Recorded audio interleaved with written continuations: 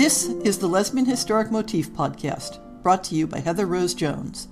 The show looks at lesbian and sapphic themes in history and literature, and historical fiction with queer female characters, including fantastic versions of the past. We present research, interviews, news of the field, book listings, and original historical fiction for your enjoyment. For even more historic research, check out our blog.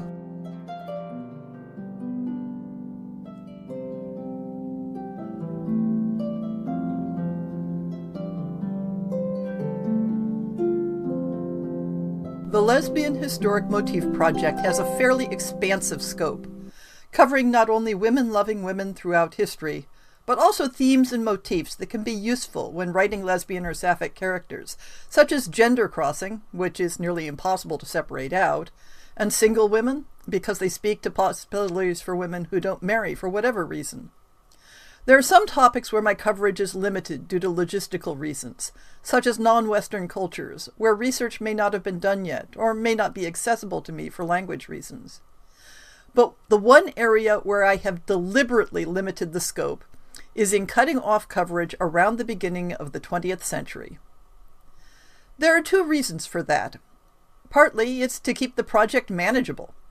There is so much more information on lesbian history available after 1900 that it would swamp the coverage of earlier centuries. Just as any queer history project that aims to take a gender-neutral approach will inevitably end up focusing primarily on men, any history project that covers the entire time span up to the present day will inevitably end up focusing on the 20th century. And I'll be honest, I'm simply less interested in 20th century history. I'd rather focus deeply on earlier periods. But the second reason is philosophical. There was a massive change in both professional and popular understandings of sexuality around 1900. The attitudes and experiences that we as contemporary people take for granted as how things are a product of that change.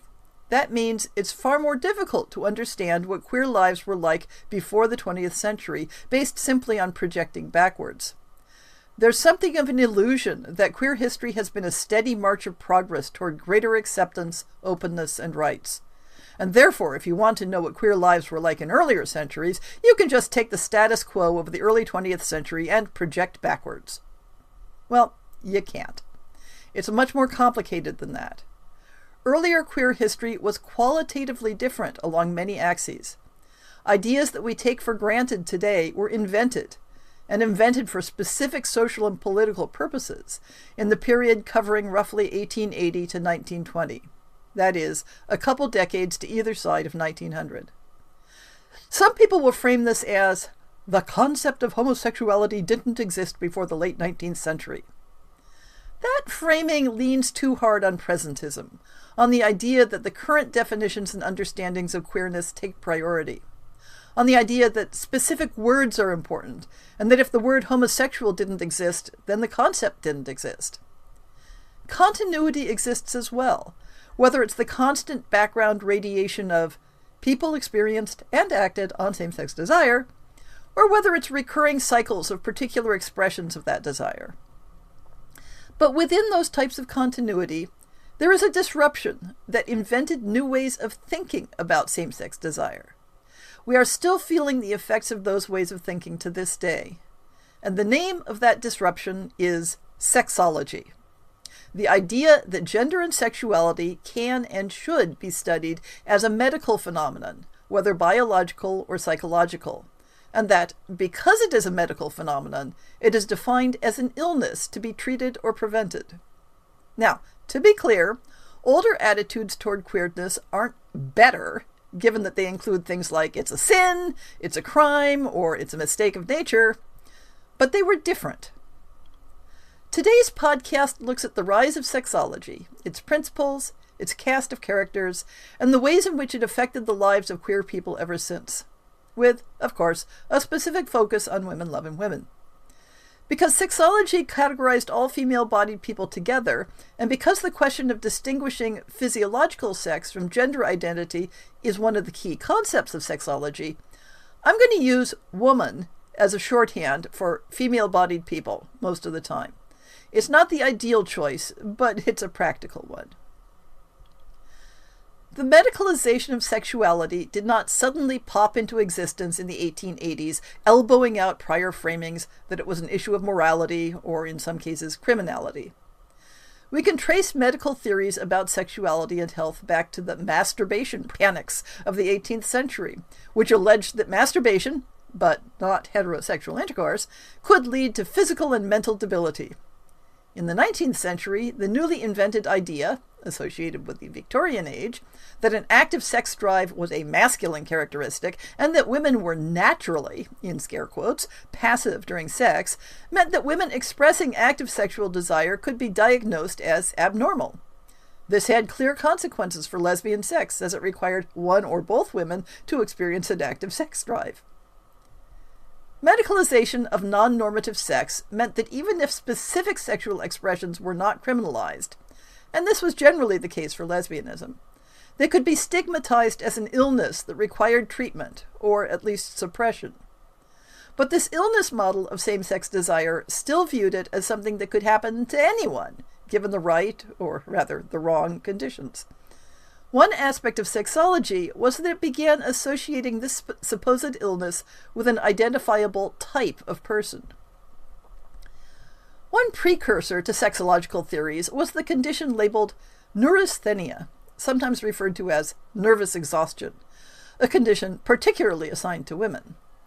The general idea was that an irritation of some part of the body or mind would trigger symptoms elsewhere in the body, such as fatigue, anxiety, headaches, depression, fainting, and heart palpitations. Readers of 19th century novels should find this all very familiar. And what types of irritation cause neurasthenia? Here, every doctor had his own theories. In fact, if you had a patient with those symptoms, you could pretty much always find some sort of trigger to blame it on. It could be mental stress or intellectual exertion. This was a popular reason for forbidding women to engage in intellectual pursuits. It could be social isolation, or, conversely, the stresses of urban life. And most pertinently, it could be caused by insufficient sex, too much sex, or the wrong kind of sex. The most benign treatment recommended was a rest cure, separating the patient from the stresses that were believed to have caused the condition. Needless to say, this was a cure, and to some extent a diagnosis, that was primarily available to middle and upper-class patients. Neurasthenia was generally considered to be distinct from hysteria, with the former being considered a physical illness and the latter a mental one. But the two had significant overlap, though generally hysteria was a label only applied to women. In both cases, with the rise of sexological theories, many of the symptoms previously attributed to neurasthenia and hysteria were attributed to the effects of psychosexual illness, with the added belief that it not only had a physical cause, but that there was an inherited component. This would bring eugenics into the mix. One additional medical field that contributed to sexology was the study of intersex conditions. Western culture had long had ideas about biological sex existing as a sliding scale from masculine to feminine, with the possibility of people inhabiting an intermediate position, either in terms of physiology or psychology. This had primarily been a legal concern, to determine which gender category the person should be placed in under the law. Advances in the study of anatomy and improved understandings of the biology of reproduction in the later 18th and 19th centuries pared away some of the mythology around the topic, but the idea that there was a physiological basis to gender identity persisted. What the sexologists added was the idea that this physiologically based gender identity could be at odds with one's apparent anatomy. They were so close, but, as we'll see, they hadn't managed to escape rigid binary thinking. In addition to setting the medical stage for the development of sexology, we need to review the legal and social context. Given that the medicalization of sex had been going on for about a century, and given that the Enlightenment had pushed all sorts of topics toward a more scientific approach, why did the science of sex arise in the specific era when it did? One factor was changes in legal systems that gave certain people an incentive to address the topic. The legacy of medieval law in continental Europe identified sodomy as a crime, though it was confusing and ambiguous regarding whether sex between women was included. But the Napoleonic law code, which was promulgated well beyond the borders of France proper, removed homosexuality as a crime, although it did forbid public sex and any type of coerced sex. This resulted in Germany being a patchwork of approaches, depending on whether a particular region had adopted the Napoleonic Code or not. And of course, England continued to outlaw male-male sex on the basis of the 16th century Buggery Act, which did not cover women. The rise of nation-states in Europe was accompanied by gendered socio-political concepts. Cultural and linguistic nationality tended to be viewed as feminine, with female virtue being essential to the purity of the national culture, while the political apparatus of the nation-state was viewed as masculine, with all the stereotypical masculine virtues associated with it. Unmanly men were a threat to the integrity of the nation-state, while unfeminine women were a threat to its culture. To the extent that women in same-sex relations appeared feminine, they were both legally invisible and politically unthreatening. But men in same-sex relations were an existential threat to the state. At the same time, the coalescence of independent polities into nation-states, as in Germany and Italy, meant that legal systems needed to be standardized. In Germany, this meant standardizing on a prohibition of male sex in the 1871 law known as Paragraph 175. There was later an attempt to add women to the statute, but it failed. In the United States, due to the federal legal structure, any laws specifically addressing homosexuality continued to be local, but a national tendency towards anti-sex laws can be seen in the Comstock Act of 1874, which banned obscene material from the U.S. mail, covering personal correspondence as well as published material. Explicitly homosexual material would automatically be classified as obscene. Why were these legal changes a trigger for the rise of sexology? Because some of the earliest proponents of sexological theories were homosexual men in Germany who had had the legal rug pulled out from under them and set out to convince the world that sexual orientation was a neutral, inborn condition that should not be criminalized. We'll get back to that in a little bit.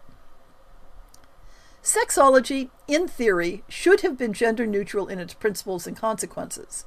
But the world is not gender neutral, and one other critical factor in how things played out was the rise of feminism and the new woman who demanded equality in public life.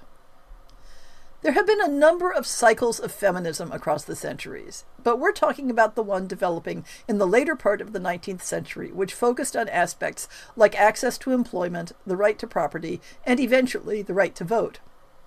In part, women were agitating for structural changes, but in part, they were just going out and doing the things.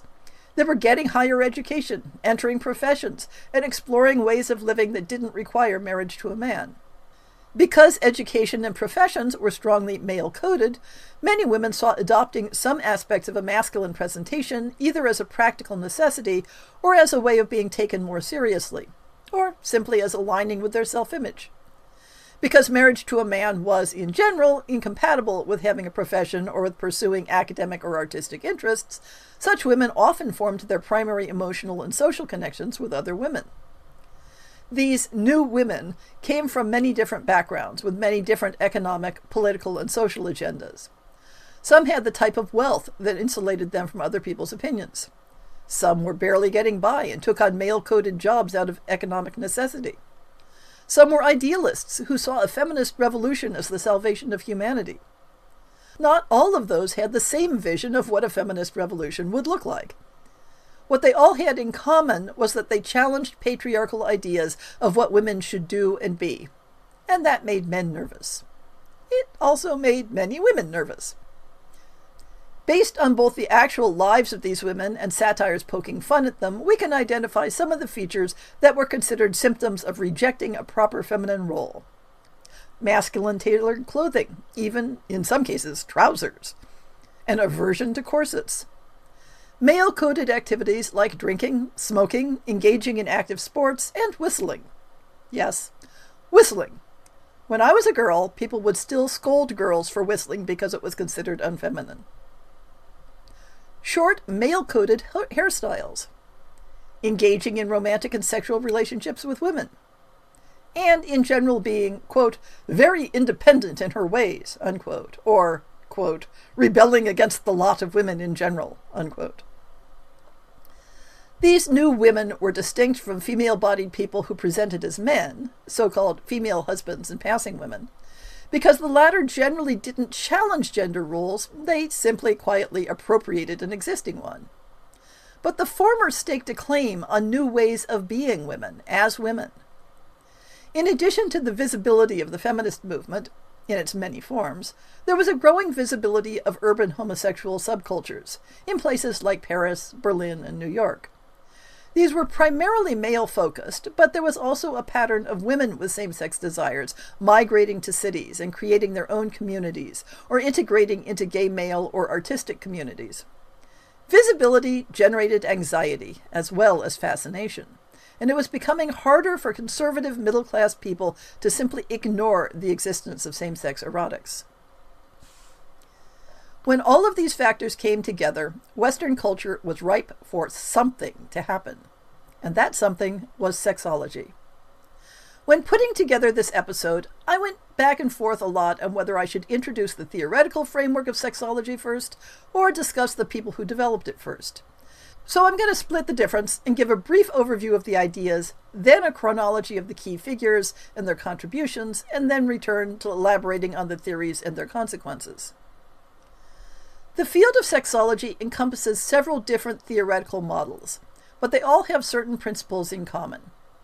Masculine and feminine are distinct and identifiable states of being composed of a group of features that include physiological features, including not only primary and secondary sex characteristics, but other aspects of physical health and appearance, as well as intellectual and psychological features, including how romantic and erotic desire is expressed, and behaviors, including preferences in dress. The default expectation is that these features will align either with a female archetype or a male archetype. If there is a misalignment among these features, that is, if some fall in the masculine category and some fall in the feminine category, this represents an abnormal and even pathological state that will manifest either in deviant behavior or as illness, both physical and psychological. The theories diverge on some other points. Is this misalignment, or at least a predisposition to misalignment, an inherent condition, or is it acquired in some way? If it is acquired, is it due to some personal experience, perhaps in childhood, or because of some environmental factor? Can the misalignment itself be corrected, or is any treatment only focused on its secondary consequences? We'll come back to the specifics of these models after meeting our cast of characters. The earliest work in sexology was done in Germany, with interest spreading further as that research was disseminated and reacted to. The general consensus identifies Karl Heinrich Ulrichs as the starting point. Ulrichs was not a medical professional, he was a lawyer in the civil service. But he was also a gay man and believed that his sexual desire for men was a natural and inherent aspect of his being. Before he began publishing on the topic in the 1860s, he quit his legal position due to fears about blackmail and came out to his family and friends, though initially he published under a pseudonym. In 1862, he came up with the term Urning, or Uranian, which he described as a female soul within a male body, the way he conceived of his identity. He considered this to represent a third sex, neither male nor female. In theory, there was a female equivalent, a male soul within a female body. But Ulrich's activism was focused on men, and like other sexologists who used the term, he viewed the third sex as an inherently masculine phenomenon. In the 1860s and 70s, he published regularly, arguing in defense of homosexuality and the need for legal reform, but later left Germany for exile in Italy. He corresponded regularly with others entering the field, not only in Germany but elsewhere in Europe. These discussions are the context in which much of the standard terminology evolved, including homosexuality, initially as German Homosexualität, and contrary sexual feeling, as German Konträre Sexualempfindung. The biggest part of Ulrich's legacy was to start a conversation that quickly spread throughout the Western world, as seen by the first use of the term sexology in a U.S. publication in 1867, as well as sexual inversion, which quickly became established as a standard term. But it was for others influenced by Ulrichs to blend his ideas with existing medical frameworks, especially his countryman Richard von Krafft-Ebing. Krafft-Ebing was the power lifter of sexology, taking a very different approach from Ulrichs. He was a neurologist and psychiatrist and developed his theories primarily through case studies of criminals and patients being treated for psychological disorders. His theory was that sexual inversion was a congenital condition that reversed the alignment of gender characteristics and the physical body. His model rested on the principle that everyone was actually heterosexual, and therefore apparent homosexuality was due to having an inverted gender identity, and that gender identity was identical to the prevalent social stereotypes of gender, and therefore acting contrary to those social stereotypes was a symptom of gender inversion. His theories conflated what would later be distinguished as homosexuality and transsexuality. Krafft-Ebing was not burdened with the empathy that Ulrichs and some other researchers derived from having same-sex desires themselves, and one of his specialties was the relationship between psychiatry and criminality. Given that all the homosexuals he studied were either criminals or mentally ill, he naturally concluded that homosexuality was a causal factor in criminality and mental illness. But wait, they couldn't help it. Their condition was due to hereditary factors and a family history of a nervous taint. These unfortunate homosexuals shouldn't be pursued by the law, but rather should be treated by modern medicine. His arguments for decriminalization of male homosexuality were ignored, but his monumental work, Psychopathia Sexualis, became the foundational text of sexology, exploring in great detail all types of sexual deviancy, which he defined as any kind of non-procreative sexual activity. Krafft-Ebing's work had certain flaws. He developed his theories and then shopped around in his data to find cases that supported them. His data had no control set, relying entirely on individuals who came to his attention for some other problem. And he tended to discount the experience of people who aligned with the social stereotypes for their gender. There was no place in his classifications for femme-femme couples. His classification of female inverts only included feminine partners of masculine women, cross-dressers who took on some masculine attributes, fully developed inverts who not only adopted masculine dress but took a male social role, including a female partner, and the extreme case of women who lived completely male lives, which would previously have been called female husbands or passing women. He considered these 4 distinct categories rather than points along a continuum of gender identity. Given that Krafft-Ebing saw male and female homosexual acts as equivalent, he argued that since women's acts weren't criminalized, neither should men's be. This had something of the opposite effect from what was intended, as sex between women had historically been treated as not really sex, and that was one basis for not criminalizing it. If, as he argued, women were indeed having real sex with each other, maybe that needed to be scrutinized more closely. We'll discuss some of the fallout from that later. We now move across the channel to the English physician and social reformer Havelock Ellis. Ellis was, let us say, an interesting character. He was at the same time a political progressive and a eugenicist. He experimented with psychedelic drugs and documented those experiences. He knowingly married a lesbian and had an open marriage, then proceeded to be grumpily jealous of her girlfriends. And he wrote the first English-language textbook on homosexuality, Sexual Inversion, in 1897. His work on homosexuality was full of contradictions. He didn't consider it a disease, a moral impairment, or a crime, and yet he associated homosexuality with lower races and degenerate parts of society. He was fixated on the social and ethnic heritage of his patients. And one of his arguments for decriminalizing and destigmatizing homosexuality was so that homosexuals would be open about their orientation and would feel free to avoid marriage, thus taking themselves out of the gene pool in a self-correcting mechanism. He also supported feminism and birth control for eugenics reasons. Although he considered male and female homosexuality to be equivalent, he thought they had distinct causes. Men might be homosexuals due to a congenital predisposition. After all, attraction to masculinity was perfectly natural and expected. But female homosexuality was due to a lack of access to heterosexual marriage. They were rejected or surplus women. Thus, they flourished in homosocial environments like schools and convents. Personality traits that he found admirable, such as intellect and forcefulness, were coded as masculine. Therefore, women who had these traits were inherently masculine, and if they found no productive outlet for their abilities, they would naturally turn to criminality.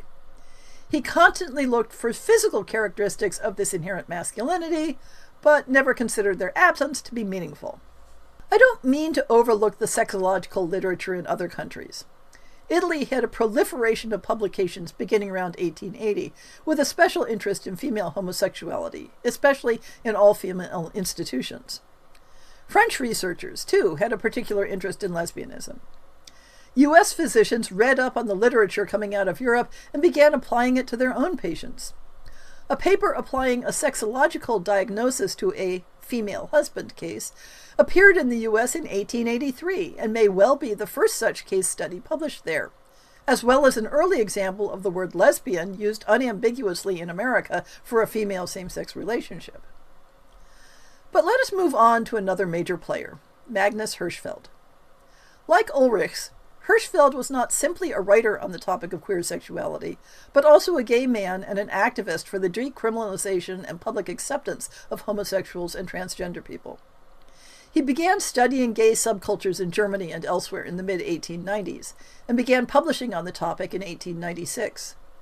His position was that homosexuality was a biologically based, naturally occurring phenomenon. Unlike some other sexologists, he made a clear distinction between homosexuality and cross-dressing, or transsexuality. He subscribed to the idea that sex, gender, and sexual orientation all existed on independent spectrums, and that individual identity was due to positioning on those sliding scales. This put him at odds with some of his followers who looked to a classical Greek model for male homosexuality and rejected the idea that there was any aspect of femininity involved.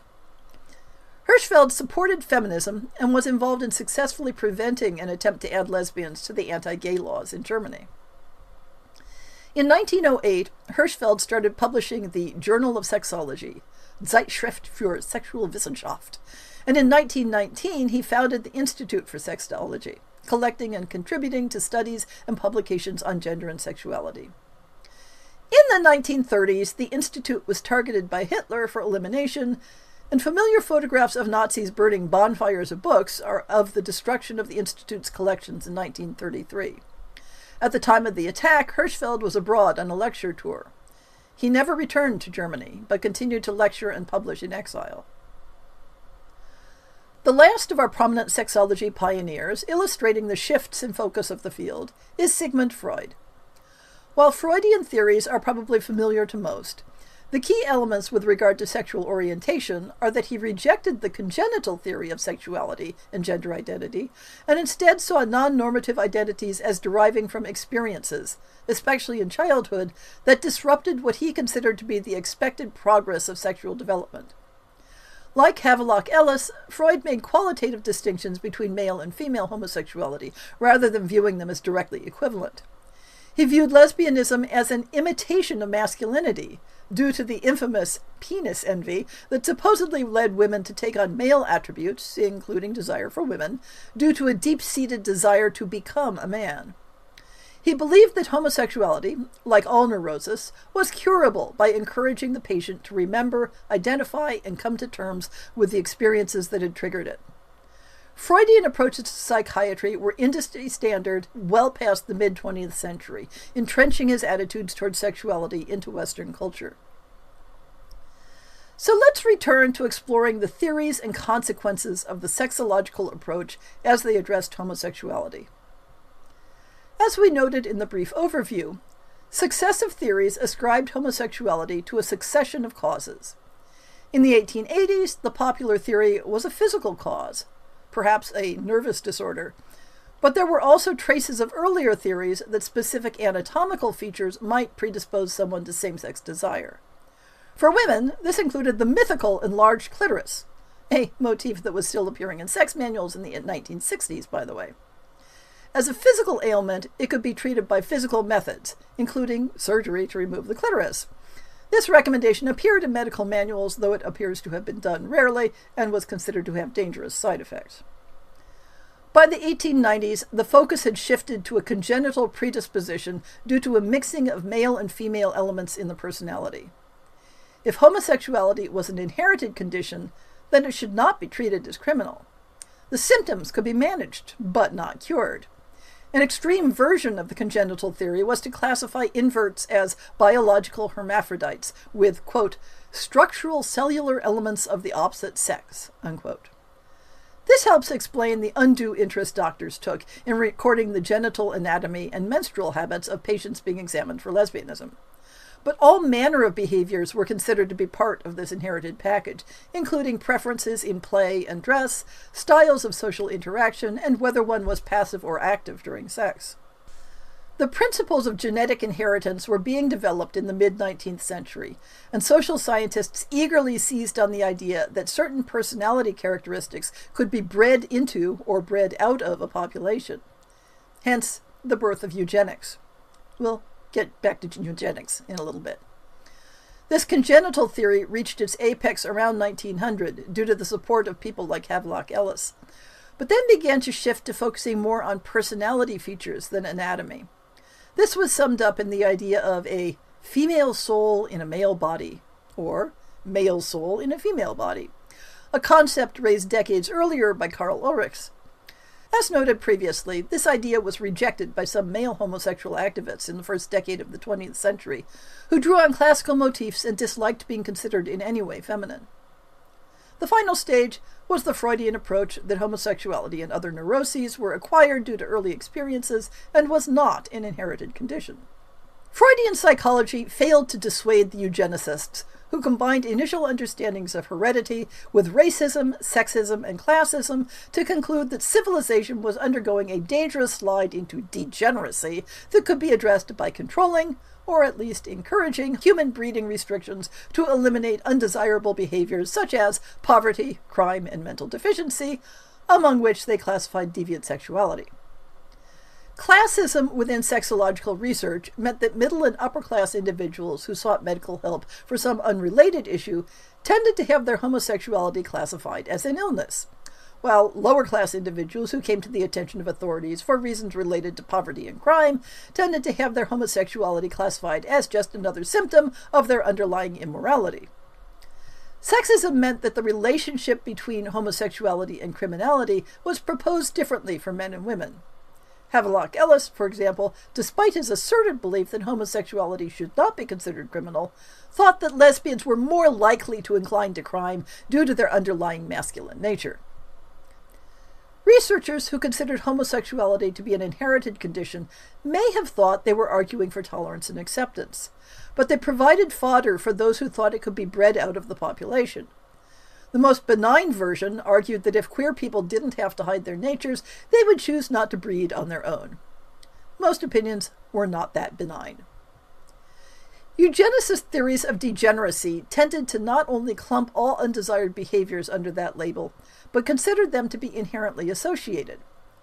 The pre-existing criminalization of homosexual behavior resulted in an assumption that homosexuals were inherently criminal, and that this would manifest in all manner of ways. If someone committed a crime and was then discovered to be homosexual, that was fastened on as the cause for their criminality, no matter how tenuous the connection.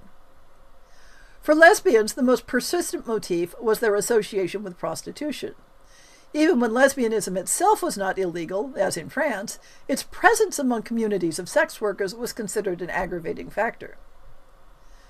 The influence of sexology on criminal cases varied considerably. In England, sexology seems to have had little impact on legal arguments, with courts continuing to divert anxieties around lesbianism, which, as you'll recall, wasn't illegal there, into convictions for fraud and such. The most public clash between sexological theories about lesbianism and the courts came in the obscenity trial over Radcliffe Hall's novel, The Well of Loneliness. We'll talk about Hall a little bit later. In America, sexology might be used to successfully argue that a crime was due to insanity if the defendant was homosexual, as in the case of accused murderer Alice Mitchell in the 1890s. Let's circle back to examine some of the structural implications of sexuality models, such as gender inversion and a third sex. The basic concept of gender inversion was that a person's physiological sex was at odds with the binary gender category associated with their personality and behavior. Since these gender categories included an assumption of heterosexuality, we can shorthand gender inversion as, everyone is heterosexual, but some people are transgender. Early concepts of inversion were far more focused on gender presentation than the object of sexual desire. So even nominal heterosexuality was not a defense against being diagnosed as having gender inversion, but sexual desire for someone with the same physiological sex was a certain symptom of gender inversion. In theory, this meant that only effeminate men and masculine women were classified as inverts. The femme partner of a masculine woman could escape the label, especially as there were still lingering traces of assumed female passivity. She could be assumed to be just accepting the attention, perhaps overwhelmed by the forceful, read masculine, personality of her lesbian partner, or even specifically attracted to her partner's masculinity. For men, there was a long-standing assumption that if you were always the active partner in sex and had no effeminate mannerisms, then you didn't have to consider yourself homosexual. This assumption was beginning to weaken as gender inversion diagnoses in men focused primarily on sexual behavior. But for women, the focus was much broader, encompassing social, not just sexual behavior, especially behavior that challenged traditional roles for women. We'll get back to that a bit later. Eventually, the gender inversion model split into considering gender performance and sexual orientation as separate considerations, though still ascribing the results to an underlying disorder of gender identity. When this happened, femme lesbians became more visible to the professional establishment. Rather than treating them as passive objects who simply accepted the attentions of their partner, much in the same way that the wives of female husbands had been viewed over the previous couple of centuries, they were increasingly viewed as actively choosing to engage in lesbian partnerships. The underlying assumption that a femme partner could be saved by the intervention of a real man began to collapse. This had a number of other social consequences that we'll get to later. While the basic model for gender inversion relied on a binary understanding of gender, everything was classified according to male or female. Some researchers proposed the idea of a third sex, or third gender, that was neither male nor female. This wasn't quite equivalent to the current concept of non-binary identity, as I understand it. Rather, it was a specific and distinct gender category, a gender trinary, as it were. Third gender concepts struggled for coherence because they were mostly developed focusing only on male-bodied people. Thus, the third gender consisted of male-bodied people who didn't behave according to traditional masculine gender stereotypes. But they behaved quite differently from female-bodied people who didn't behave according to traditional feminine gender stereotypes. So either there was a masculine third gender entirely separate from a feminine third gender, or, well, let's not try too hard to make it make sense. When applied to women, the idea of a third gender wasn't necessarily about sexual desire, but more about rejecting traditional roles and behaviors. As such, it was often applied to feminist activists or professional women, with the implication that they'd removed themselves from the category of woman, and therefore were something different, but certainly not men. One consequence of the third, or fourth, gender model was that rather than forcing people to confront challenges to traditional gender roles, it simply removed problematic people from those roles and put them in their own separate space. Both the invert and third sex models were eventually displaced by Freud's ideas about homosexuality representing a displacement of desire to an inappropriate object, lumping homosexuality in with fetishism, pedophilia, and bestiality. By this time, the careful listener should have noticed a handful of things that bring the validity of sexological research into question. The first item is problems with the data it's based on. Most sexological research involved either individuals in the criminal justice system or individuals who had entered treatment due to serious emotional or behavioral problems. If you study homosexuality in people who are accused criminals or who have symptoms of mental illness, it's hard not to conclude that homosexuality is associated with criminality or mental illness, even when the triggering problem had nothing to do with sexuality. There is no control group. These medical professionals had little access to homosexuals who were leading happy, problem-free lives, because those people weren't talking to them. Havelock Ellis paid lip service to recognizing that many people were homosexual without any sort of morbid symptoms, but as his writings only focused on disturbed individuals, it was easy to miss that acknowledgement. There was also a voyeuristic streak in sexological case reports. Psychiatrists were fascinated by, one might almost say obsessed with, the odd, the unusual, the shocking. Foucault calls it a pornography of the morbid. This can be especially notable in studies of lesbianism, where the male, always male, researchers zero in on all manner of details of their patients' sex lives and reproductive anatomy. And that brings us to one of the larger elephants in the room. Sexology researchers, like the vast majority of medical professionals at the turn of the century, were men. They were men in a society that discouraged and set barriers against the open and candid discussion of social and political issues between men and women. They were men within a society that not only had unexamined assumptions and beliefs about gendered behavior, but that viewed any challenge to those assumptions and beliefs as a type of mental illness itself. Although some sexologists were themselves homosexual, they had a narrow focus on the experiences and concerns of gay men, and more or less ignored female homosexuality except as it could be shoehorned into their theories about men. It was important to them to shape the field in a way that empowered and protected homosexual men, but in some cases, their arguments actually harmed the position of lesbians. When sexology wasn't being indifferent or ignorant about the specific situation of women, it was being actively hostile. Because gender roles covered a broad scope of behavior, there were many aspects of life where women claiming the right to participate fully in society resulted in being accused of acting like a man. In the past, this might have been said with a hint of admiration, but sexology turned it into a symptom of mental illness. This was particularly acute in relation to experiencing sexual desire. The idea that women were naturally sexually passive was a brand new idea in the 19th century, but that didn't stop people from treating it as an incontrovertible fact. Therefore, while men with same-sex desires were judged for the object of their desire, women were judged for simply having desires in the first place. Desire was masculine. A desiring woman was acting from an inherent masculinity regardless of the object of her affection. In turn, any evidence of rejecting a traditional feminine gender role could be seen as evidence of lesbianism. Havelock Ellis claimed that lesbians typically had some degree of masculinity in their clothing, despite making a distinction between transvestism and homosexuality for men, and noted that other symptoms of lesbianism included, quote, brusque, energetic movements, direct speech, a masculine straightforwardness and sense of honor, alongside a dislike and sometimes incapacity for needlework and other domestic occupations, end quote. Because, as we all know, sewing and housework are genetically determined skills. Whether rejecting feminine behavior led to lesbianism, or lesbianism resulted in rejecting feminine behavior, sexologists generally agreed that the two went together. Feminism itself was viewed as a symptom of mental illness because it involved rejecting a role that was considered to be biologically based. To struggle against society's view of women's place was to have an inverted gender identity. This hostility is especially notable in contexts where sexologists are arguing for greater tolerance and compassion for male homosexuals, but persist in framing lesbians as simply imitating men. Thus we see that the rise of sexology had very different consequences for women and men.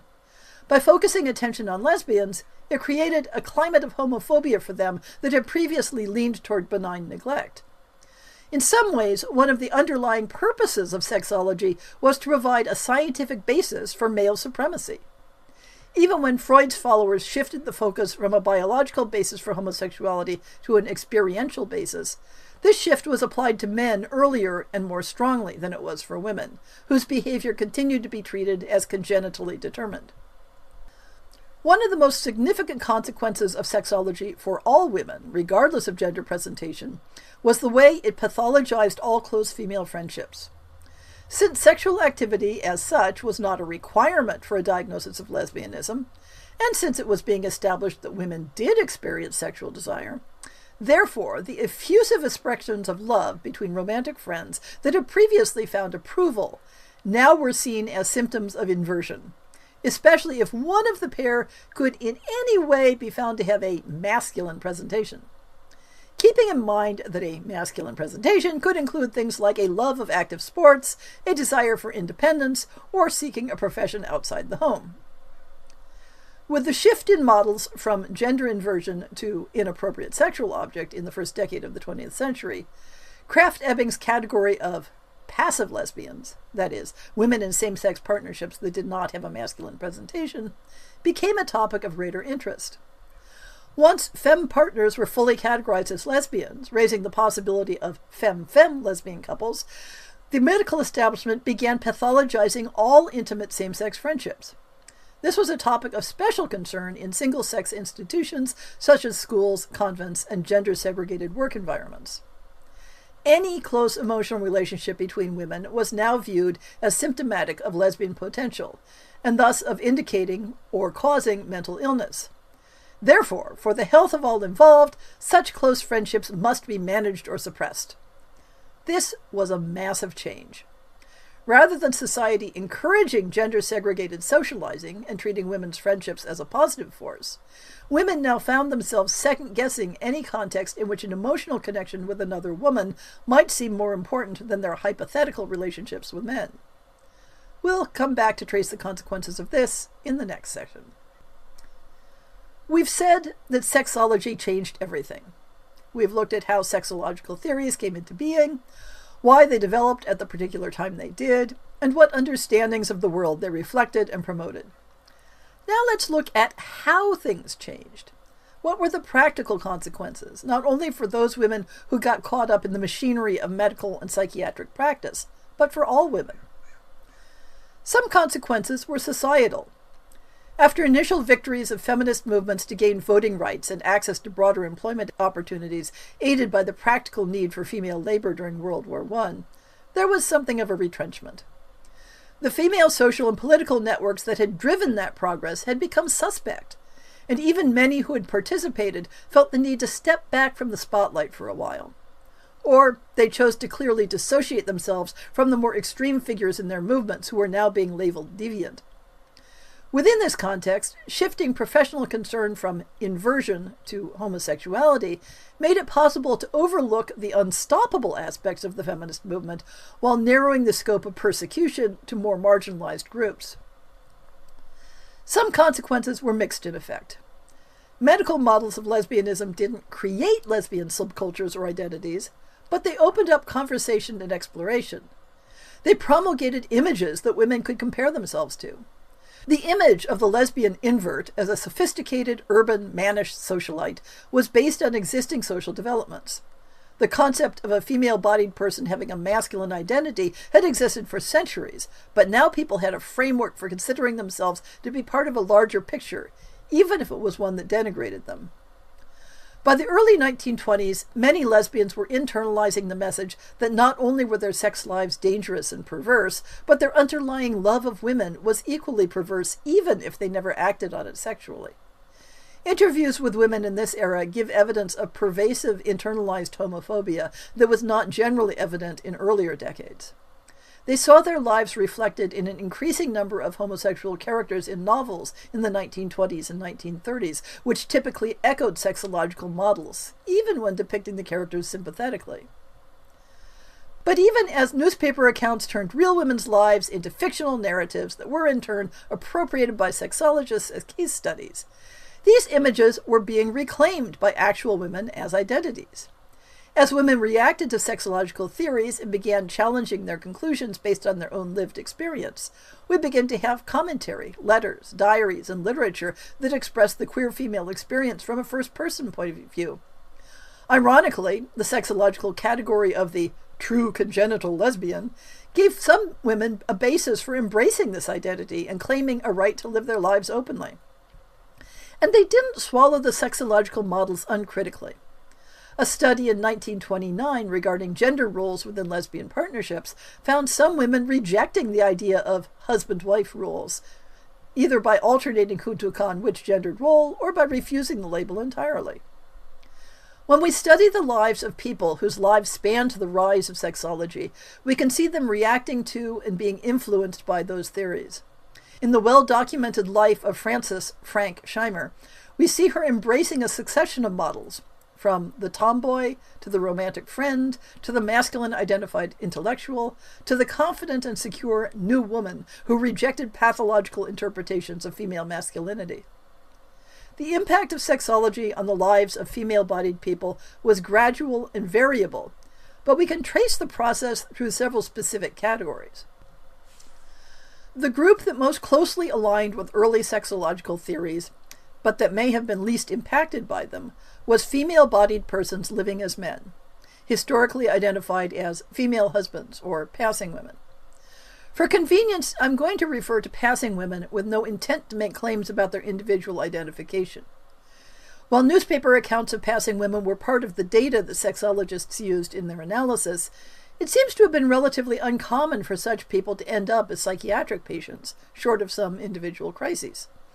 This may be related to the fact that they generally came from the working classes, while psychiatric patients tended to be wealthy. One notable exception is the case of Joseph, formerly Lucy Ann, Lobdell, who was admitted to an asylum for depression and dementia and was written up in one of the earliest American sexology case studies in 1883. The study specifically references Krafft-Ebing's work and uses the word lesbian in the context of Lobdell's common-law marriage. Lobdell is unlikely to have been aware of sexology theories and simply considered himself a man. Lobdell's wife, on the other hand, is on record stating that she saw, quote, nothing strange in two women living together, unquote, reflecting a pre-sexology attitude towards female partners. We can see the gradual intersection of sexology and passing women in their treatment in popular media and interactions with medical professionals. In the mid-18th century, American media tended to feminize passing women, emphasizing or inventing conventional femininity and backstories involving heterosexual relationships. In England, 19th century cases tended to be treated as isolated situations, generally driven by economic concerns, but public interest in passing women had faded in England by mid-century. During the trial of cross-dressing thief Lois Switch in London in 1886, sexological theories were never mentioned. By then, English law took little notice of passing women as such. By the 1890s, American passing women were more likely to be described as appearing and acting masculine, generally with an implication that people believed their outward appearance. But in the first couple decades of the 20th century, they were being described as physically robust and noted as being awkward and unattractive if required to wear women's clothing. While these descriptions don't directly reference sexological theories, they reflect the same changing attitudes. But though the idea of the sexual invert was spreading in America by the 1890s, there wasn't an instantaneous change in how it was applied or how individuals reacted. In 1903, after Joe Monahan's physiological sex was identified after death, the media returned to an older pattern of retroactive feminization, complete with invented motivations involving man troubles and fake images of Monahan in a hoop skirt, 2 decades after Joseph Lobdell was analyzed under Krafft-Ebing's theories. In 1912, Oregon newspapers described Harry Allen as a sexual invert, while only a few years later, in a California courtroom, Eugene DeForest ascribed his gender identity to his parents' desire for a son, and no mention was made of inversion. In 1917, Alan Hart, having studied sexological theories in medical school, and having gone through cycles of depression as a result of internalizing those theories, went to a psychiatrist and asked for assistance in transitioning to living entirely as a man.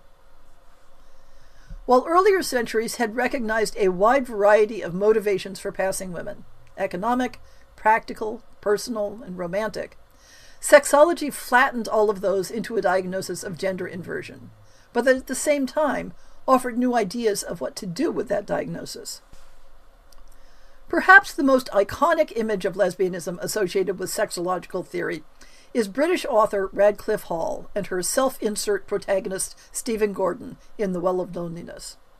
Published in 1928, at a time when the concept of sexual inversion was solidly established in popular culture, Gordon reflected both Hall's own experience of upper-class women who adopted male-coded dress and habits to assert their place in the literary and social world, and the image of the tragic, mannish, congenital invert doomed to fall in love with a, quote, normal, unquote, woman who must be allowed to leave for the love of a real man. While the 19th century sexologists may have focused over narrowly on the mannish lesbian type in their attempt to categorize sexual behavior, they did not invent the characteristics and behavior assigned to this model, but rather pieced it together out of the rising urban lesbian culture they had access to. The roots of this type can be found in people like French painter Rosa Bonheur, who in the 1880s shared her life with a woman and habitually wore male-coded clothing, but didn't identify her dress as part of a sexual identity, rather embracing the freedom from gender roles that it represented. Lesbian culture in the Parisian demi-monde of the Belle Époque was another source of imagery. But such figures were not the only modus vivendi for self-identified women who loved women. To some extent, this mannish lesbian archetype was fastened onto as the precise mirror to the effeminate gay man, rather than because it was the only model in existence. Amy Duke's 1901 novel in German, Sind es Frauen? Are These Women? Provides a wider variety of images of women who loved women, and does it in a positive and non-tragic story. The story centers on a group of female friends, most of whom met as university students in Geneva. They refer to themselves as belonging to a third sex in contexts that make it clear this refers to their love for other women, or perhaps other female members of the third sex. These characters and their real-life counterparts don't fit neatly into the categories set up by Krafft Ebing and others. They are not inverts, nor do they sort out into distinct categories of female masculinity. The characters spend much of their time discussing gender and sexual politics and critiquing sexological theories. The predominance of the image of the mannish lesbian meant that the female partners of such women could escape the label of lesbian even as late as the mid-20th century. It also contributed to the temporary dominance of the archetypal butch-femme pairing, which pervaded lesbian culture well past mid-century. Not only did the mannish lesbian archetype have little room for femme partners, it also glossed over those who used masculine presentation to critique cultural prescriptions and restrictions based on gender. But the lesbian archetype was used as a weapon against those women who'd adopted male-coded dress or behavior out of a desire for independence, education, and social freedom, but who did not have sexual romantic desires for men. The conflict drove a wedge between potential allies. That alliance was perhaps more hypothetical than actual. Women of the romantic friendship Boston marriage persuasion had long strategized to avoid scrutiny of just how erotic their relationships might be. Sexology blew the lid off, but that didn't mean that women whose relationships had previously been open and accepted were now eager to make common cause with those who hadn't been similarly flying under the radar. But sexology didn't mean a sharp end to romantic friendship-style relationships, or that such women automatically reclassified themselves as sexual deviants. For one thing, as noted, romantic friendships had always needed a certain amount of self-conscious public relations to avoid accusations of being dangerous or immoral.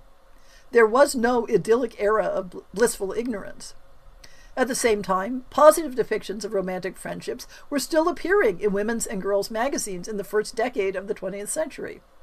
Love poetry between schoolgirls was published in school magazines. Stories about college romances between women are common, and the gender segregation of colleges encouraged those friendships to have the trappings of courtship and dating via activities such as all-women dances. As a specific example, the relationship of Rose Cleveland and Evangeline Simpson Whipple began when they met in 1890, and clearly had an erotic aspect at the time. When they moved in together in 1910, there is no indication in their correspondence that they considered themselves to be sexual deviants. But they did take what may have been a precaution of choosing to live abroad.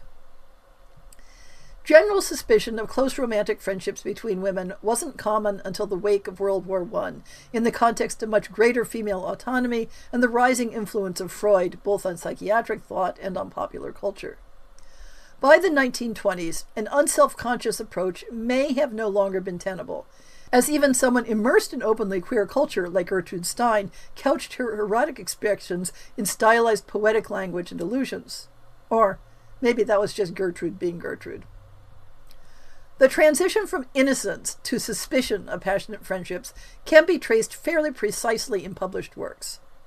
In the 1928 novel We Sing Diana by Wanda Freken Neff, the protagonist contrasts her experiences at college in 1913, when crushes between girls were widespread and considered normal, and the 1920s, when she returns there to teach and finds everyone talking about Freud and accepting the stereotype of the masculine lesbian.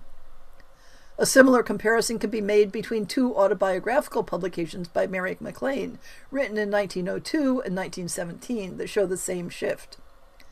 Clemence Dane's 1915 novel, Regiment of Women, focuses on a predatory lesbian schoolmistress. By the 1910s, advice literature aimed at American schoolgirls had begun to warn of the dangers of crushes and too close friendships. Schools and organizations in England were a bit behind America in this respect. Crushes continued to be a staple of single-gender organizations such as Girl Guides and in the genre of boarding school literature until perhaps the 1920s, when they began being portrayed as a negative influence and suggestive of homosexual tendencies. From these examples, we can see the shift, not in what women were feeling and doing, but in how they had been taught to understand those feelings and actions. What I've tried to show in this perhaps overlong essay is how the introduction and dominance of sexological theories produced a sea change in the popular understanding of queer women during the decades around the turn of the 20th century. What had previously been a number of distinct types of experience, passing women, romantic friendships, gender transgression, sexual partnerships which may or may not have involved female masculinity, were conflated and flattened under the umbrella of gender inversion and labeled as a psychological illness, with only a slight modification to allow for distinguishing homosexuality and transsexuality. Perhaps even more importantly, sexology moved discussion about homosexuality into the public forum and introduced the language and imagery of medicalized sexuality into general awareness. While medical or physical causes for lesbianism had been among the wide array of explanations in previous centuries, now they became the dominant model. Lesbianism could no longer be simply a personal taste, a libertine excess, or a natural expression of romantic love. It was a disease. It became much harder for any particular woman to avoid the knowledge that medical professionals considered the feelings she had for other women and the way she wanted to express her identity to be not simply unnatural, but perverted and sick. Not only the medical establishment, but one's family, friends, and neighbors had all been given a framework for scrutinizing any indication of particular affection between women. The morality campaigns of the 1930s and the queer-baiting of the 1940s and 50s cast a pall whose shadows still linger today. Regardless of the specific forms their lives took, the experiences of queer women before the 20th century and queer women during the 20th century were vastly different in a way that can be difficult for us to imagine today. Sexology created the ocean we're swimming in, but when writing fiction about those lives, the differences are crucial to an accurate depiction of the past.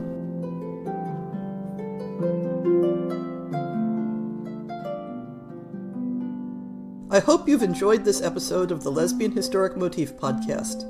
See the show notes for links to people and topics. Most shows will have a transcript linked as well. If you have a book announcement, a topic suggestion, or might like to appear on the show, please drop me an email. If you enjoyed this podcast, please rate it and subscribe on your favorite podcast app, and consider supporting our Patreon.